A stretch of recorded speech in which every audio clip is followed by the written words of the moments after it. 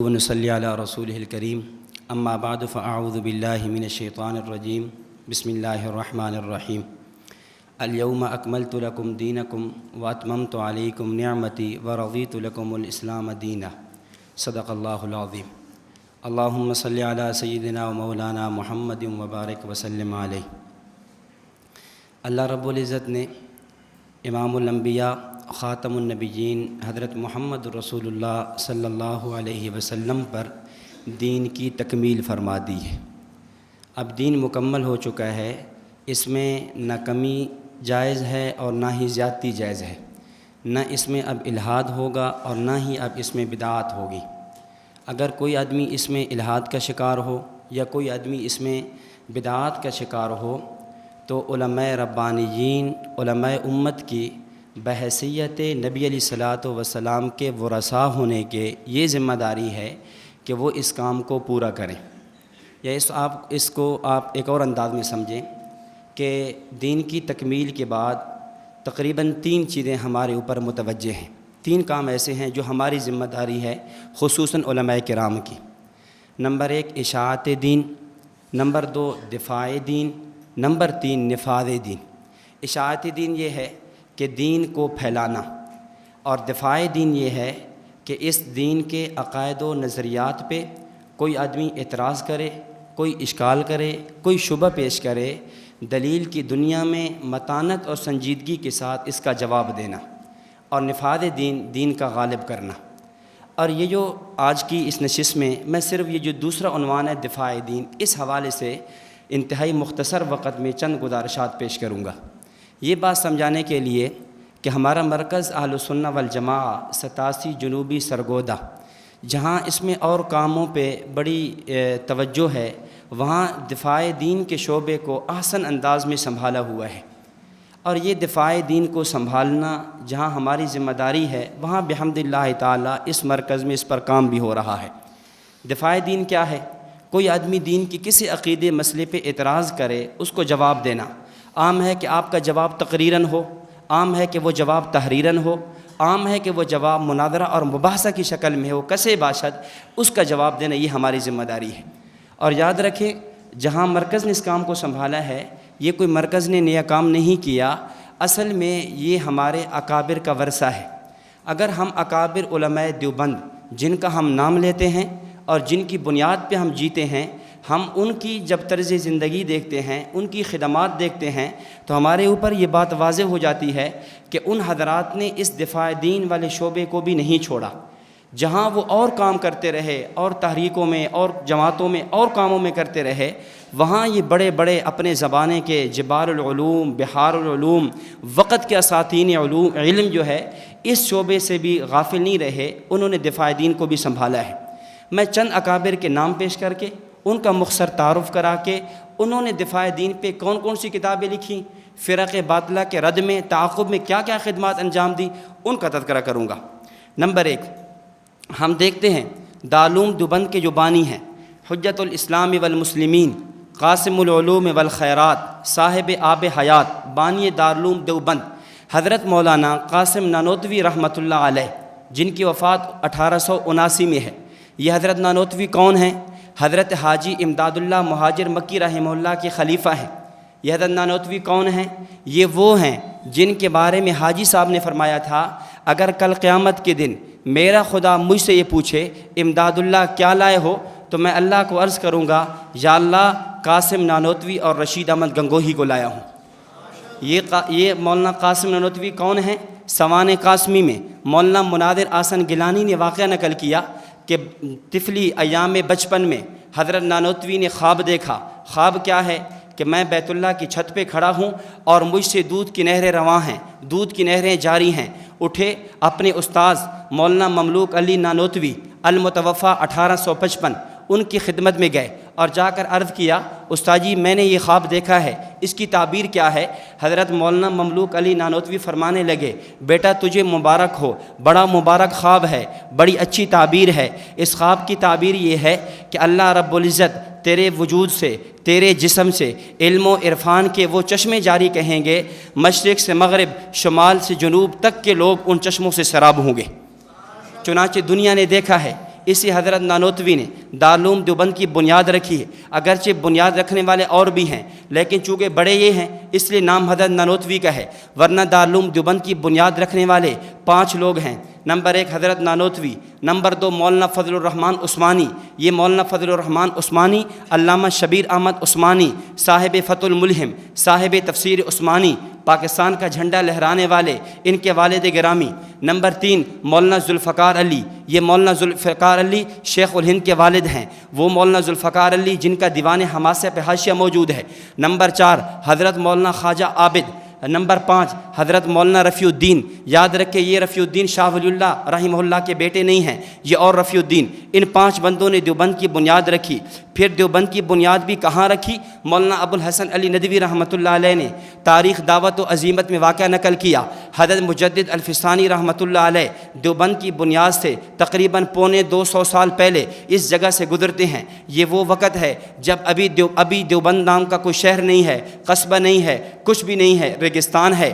حضرت مجدد الفسانی وہاں گزرے اور وہاں پر جا کر کھڑے ہو گئے۔ مریدین نے، تلامذہ نے، شاگردوں نے پوچھا حضرت کیوں کھڑے ہو گئے، کیا بات ہے؟ فرمانے لگے اس جگہ سے مجھے علوم نبوت کی خوشبوئیں آ رہی ہیں۔ یہ حضرت ابھی دارالعلوم دیوبند کا وجود نہیں ہے اس سے پہلے۔ تو بہرحال حضرت نانوتوی رحمۃ اللہ علیہ کو جب ہم دفاع دین میں دیکھتے ہیں، رد فرق باطلہ میں دیکھتے ہیں، ہمیں کیا نظر آتا ہے؟ سر سید احمد خان حضرت نانوتوی کا معاصر ہے، ہم درس ہے، ہم سبق ہے۔ اس نے اسلام پہ اعتراضات کیے۔ حضرت نانوتوی نے تصفیۃ العقائد کے نامی کتاب لکھی۔ سر سید احمد خان، اس کے بعد آریہ سماج کے چند لیڈر آئے، انہوں نے اسلام پہ 11 اعتراضات کیے۔ حضرت نانوتوی رحمۃ اللہ علیہ نے 10 اعتراضات کے جواب میں انتصار الاسلام لکھی، اور ان کا جو 11واں اعتراض قبلہ پہ تھا کہ مسلمان قبلہ کی پوجا کرتے ہیں، قبلہ کی گویا پتھر کی ایک پوجا کر رہے ہیں۔ اس جواب پہ حضرت نانوتوی نے مستقل کتاب لکھی جس کتاب کا نام قبلہ نما ہے۔ حضرت نانوتوی کا ہندوؤں سے مناظرہ ہے، اس پہ مستقل کتاب مباحثہ شاہ جہان پور ہے۔ آگے چلیں، رافضیت میں دیکھیں، حضرت نانوتوی رحمۃ اللہ علیہ نے رد رزق پہ 1 نہیں 4 کتابیں لکھی ہیں۔ نمبر 1 آب حیات لکھی، نمبر 2 ہدیت الشیعہ لکھی، نمبر 3 اجوبہ 40 لکھی، نمبر 4 الاجوبۃ الکاملہ فی الاسئلۃ الخاملہ لکھی۔ غیر مقلدیت کے حوالے سے آئیں، غیر مقلدوں نے کہا تراوی نہیں ہے، یا تراوی 20 نہیں 8 رکعت ہے، اس پہ حضرت نانوتوی نے کتاب لکھی الحق الصریح فی اثبات التراوی۔ جب مسئلہ امکان نظیر کا چلا، مسئلہ امتناع نظیر کا چلا، اہل بدعت میدان میں آئے، حضرت نانوتوی رحمۃ اللہ علیہ نے کتاب تحذیر الناس لکھی۔ اس تحذیر الناس پہ اس زمانے کے مولوی عبدالعزیز نے اعتراضات کیے، حضرت نے جواب میں مناظرہ عجیبہ لکھا۔ حضرت نانوتوی رحمۃ اللہ علیہ نے غیر مقلدوں نے قرات خلف الامام کے حوالے سے گفتگو کی، حضرت نے اس پہ کتاب توثیق الکلام فی انصات خلف الامام لکھی۔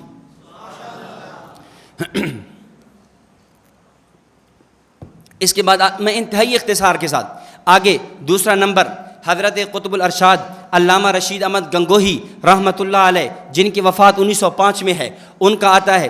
حضرت گنگوہی کون ہیں؟ یہ حضرت گنگوہی وہ ہیں جن کے بارے میں مولانا عبد القادر رائے پوری نے لکھا۔ عبد القادر رائے پوری فرماتے ہیں مجھے ایک آدمی نے یہ بات بیان کی، حضرت گنگوہی نے ان کو بیان کیا۔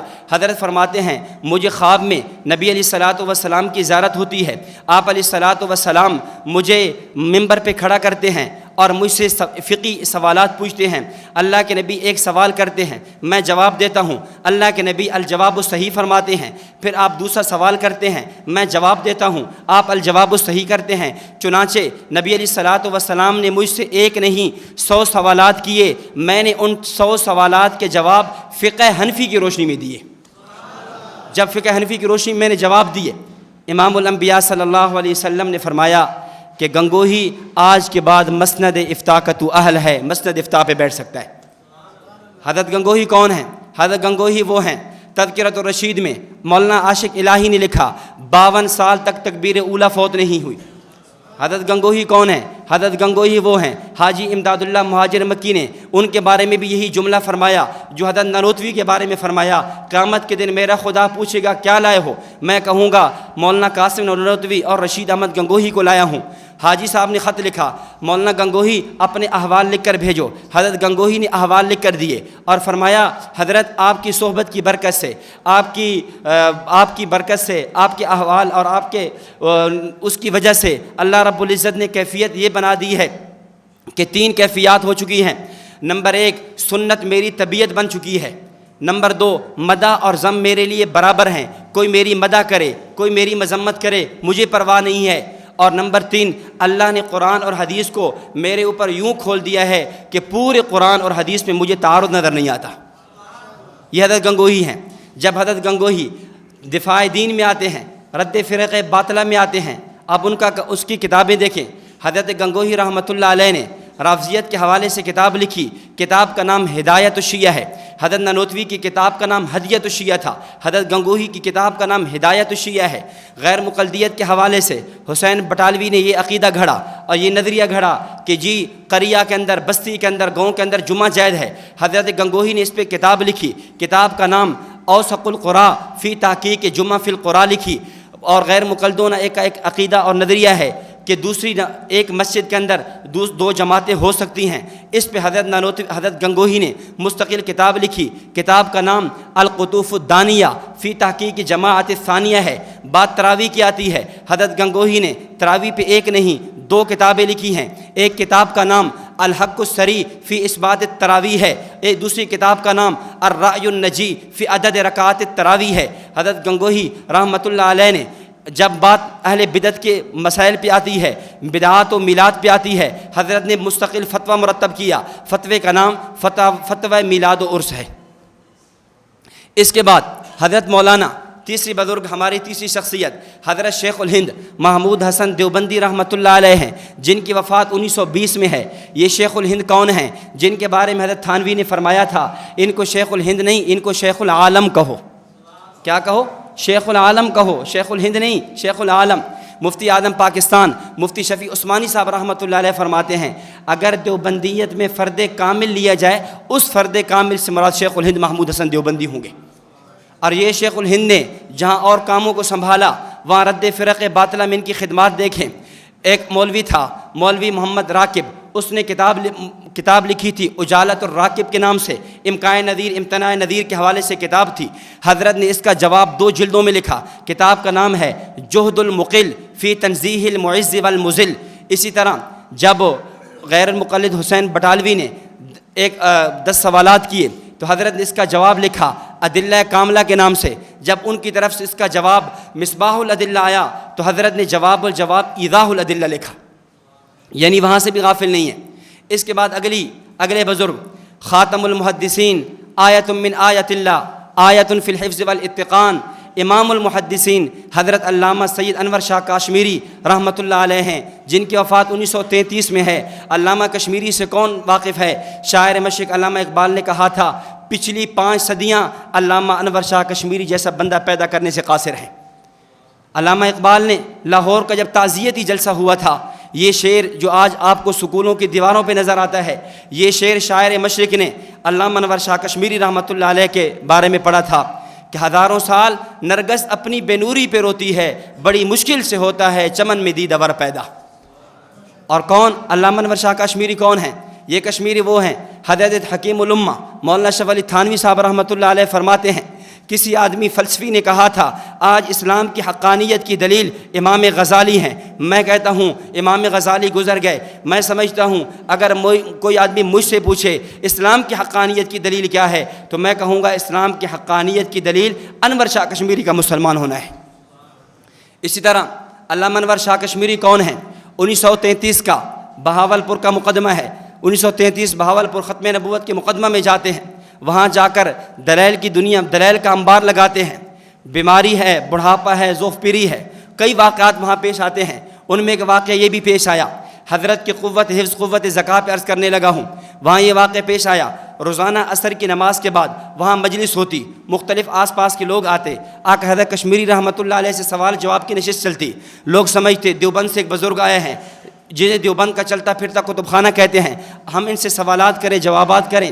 لوگ آئے ہیں، سوال جواب ہو رہے ہیں، حضرت کشمیری کیا دیکھتے ہیں؟ ایک نوجوان ہے، پینٹ شرٹ پہنے ہوئے اور داڑھی منڈائے ہوئے وہ یوں آ رہا ہے جا رہا ہے، کبھی ادھر جاتا ہے کبھی ادھر جاتا ہے۔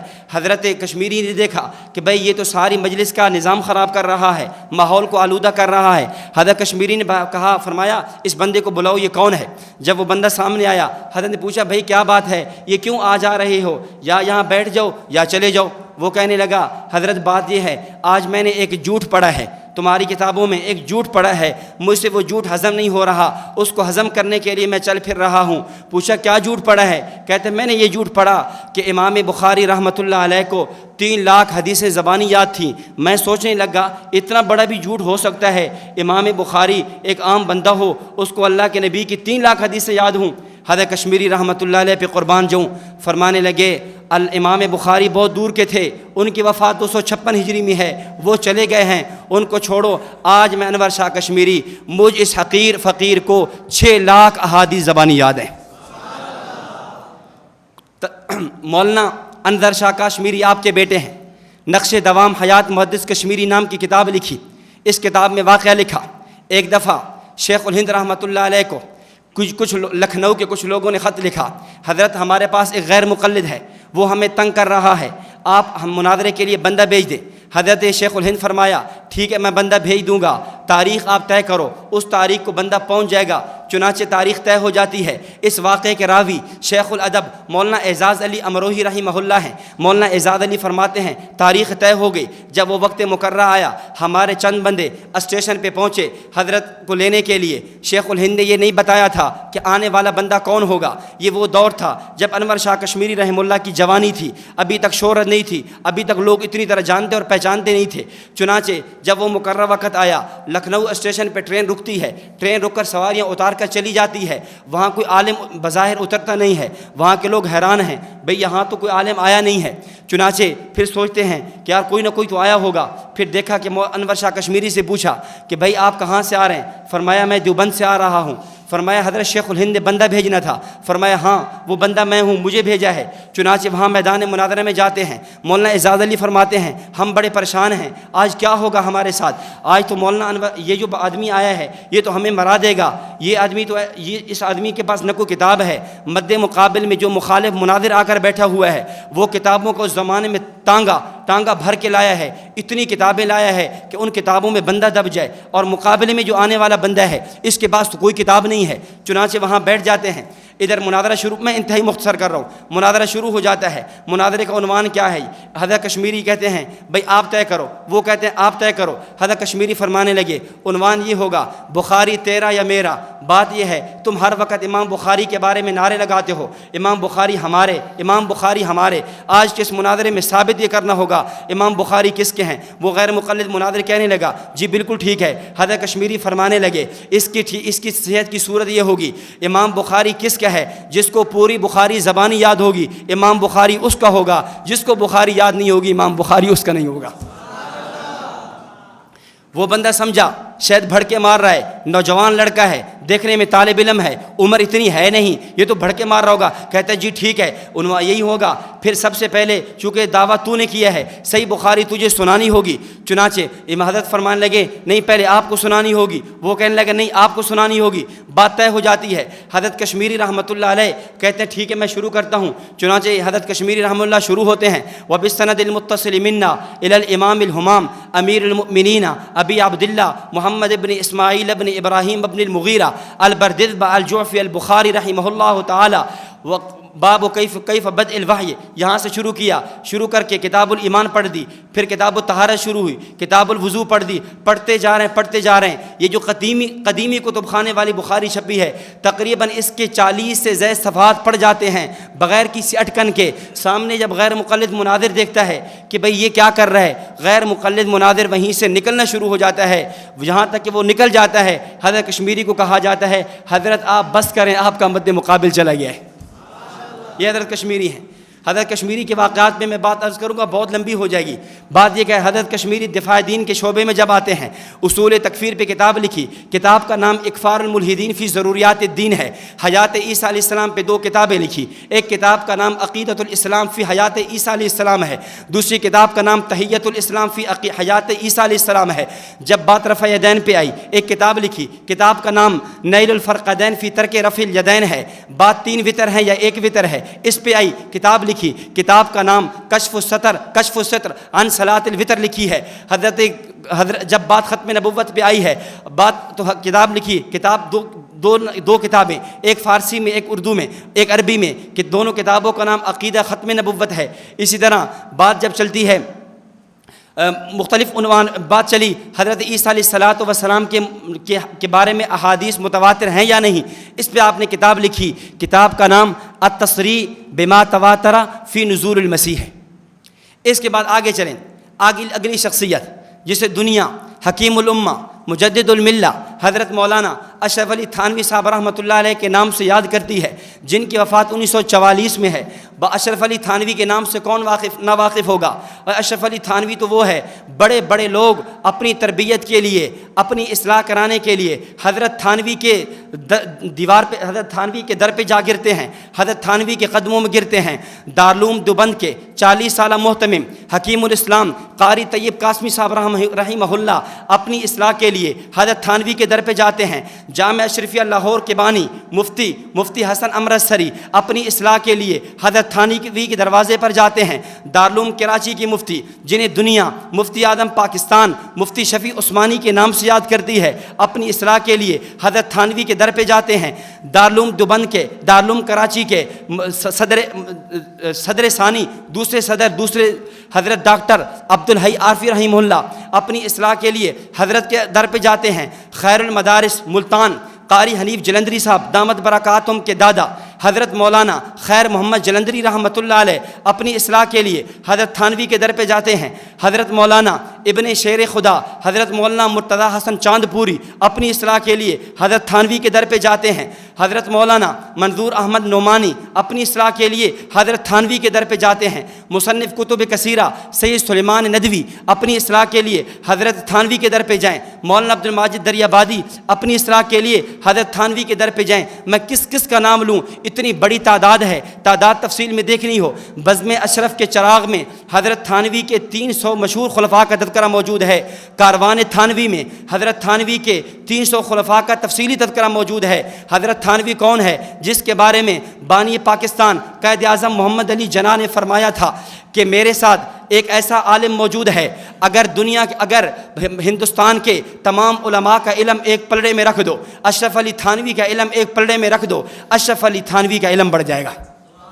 یہ اشرف علی تھانوی، لیکن یہی تھانوی جب دفاع دین میں آتے ہیں، جہاں دیگر ہزاروں کتابوں کے مؤلف و مصنف ہیں، دفاع دین میں آتے ہیں، مسئلہ استواء علی العرش کا چلتا ہے۔ حضرت نے کتاب رسالہ لکھا جو آج امداد الفتاوی میں چھپا ہوا موجود ہے۔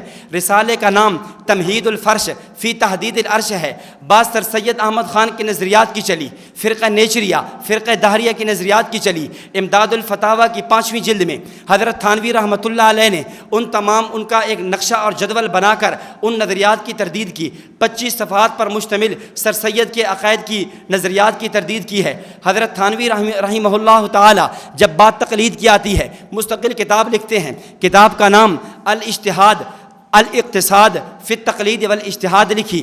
جب بات آتی ہے مختلف متجددین کے عقائد و نظریات کی، فرق باطلہ کی، حضرت تھانوی نے اتنے علوم بیان کر دیے کہ آپ کے تلامذہ میں سے، شاگردوں میں سے ایک شاگرد کھڑا ہوا اور اس نے اشرف الجواب کے نام سے ان تمام فرق باطلہ کے عقائد و نظریات جو تھے ان کو کتاب میں جمع کر دیا ہے۔ اس کے بعد وقت انتہائی مختصر ہے، آگے بہت سے درمیان میں حضرات کو چھوڑ کر پھر میں نام لیتا ہوں۔ ایک شخصیت امام اہل سنت حضرت مولانا سرفراز خان صفدر صاحب رحمۃ اللہ علیہ کی ہے، جن کی وفات 2009 میں ہے۔ اور شیخ سرفراز خان صفدر کون ہے؟ یہ وہ سرفراز خان صفدر ہیں تسکین الصدور لکھنے کے لیے وقت کے 5 بڑے علماء جمع ہوتے ہیں، اس وقت مشورہ کے لیے جس شخصیت کا نام پیش آتا ہے اس سے شیخ سرفراز خان صفدر کہتے ہیں۔ علامہ یوسف بن نوری کے داماد مولانا احمد الرحمن جب کسی کو علمی خدمات کی بنیاد پہ ایوارڈ دینا چاہتے ہیں تو اس کے لیے شیخ سرفراز خان صفدر کا نام سامنے آتا ہے۔ اور شیخ سرفراز خان صفدر کون ہے؟ جس کے بارے میں دیوبند کے 40 سالہ محتمم حکیم الاسلام قاری محمد طیب قاسمی صاحب رحمۃ اللہ علیہ فرماتے ہیں کہ رد فرق باطلہ کے لحاظ سے پورا دیوبند مل کر وہ کام نہ کر سکا جو ایک اکیلے مولوی سرفراز نے کیا ہے۔ اور شیخ سرفراز کون ہے؟ مفتی اعظم پاکستان مفتی شفیع عثمانی باوجود اس کے آپ کے استاد ہیں، حضرت کو خط لکھتے ہیں، فرماتے ہیں مولوی سرفراز احمد جار خان نعیمی نے کنز الایمان کے اندر اور تفسیر نعیمی کے اندر بڑے گل کھلائے ہیں، بڑے گندے نظریات لکھے ہیں، آپ اس کا رد لکھ دیں۔ اس لیے مجھے اس وقت پاکستان میں اگر اس کا صحیح معنوں میں رد لکھنے والا نظر آتا ہے تو وہ تو ہے۔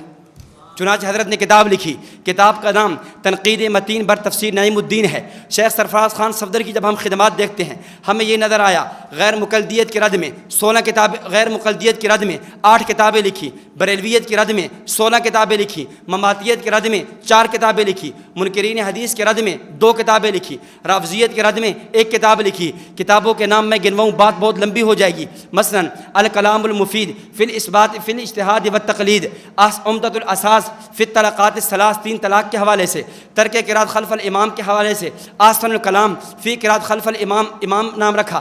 اسی طرح جب مماتیت پہ بات آئی ہے تسکین الصدور یہ لکھی ہے، اس طرح شہاب الثاقب لکھی ہے، سماع موتا لکھی ہے۔